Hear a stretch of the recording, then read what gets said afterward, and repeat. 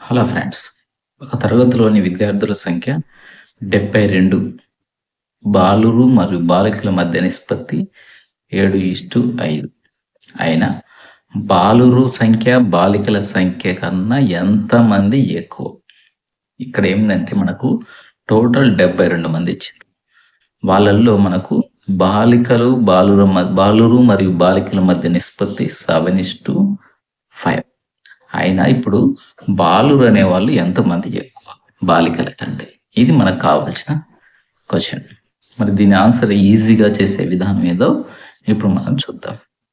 మొత్తము ఈ 72 మంది, ఈ 72 మందిని ఎన్ని భాగాలుగా విడగొట్టినంటే 12 భాగాలుగా విడగొట్టించండి. 7 భాగాలు బాలురు, 5 భాగాలు బాలికలు, మొత్తం 12 భాగాలు ఈ 72 మంది. ఈ 72 మందిలో 12 భాగాలు విడగొట్టారు. 12 భాగాలలో 7 భాగాలు బాయ్స్, 5 భాగాలు గర్ల్స్. కాబట్టి 12, ఒక్క భాగానికి ఎంతమంది వస్తారు ఇప్పుడు చూద్దాం. మొత్తం 72/12 12 భాగాలు కాబట్టి 12 6 72. అంటే ఒక్కొక్క భాగంలో 6 మంది వస్తారు. మరి మనకు అడిగిన క్వశ్చన్ చూడండి, బాలురు బాలికల కన్నా ఎంతమంది ఎక్కువ? ఇక్కడ మనం చూసినట్లయితే బాలురు 7 భాగాలు, బాలికలు 5 భాగాలు. మనకు 2 భాగాలు అనేవాళ్ళు ఎక్కువ ఉండరు బాలురు.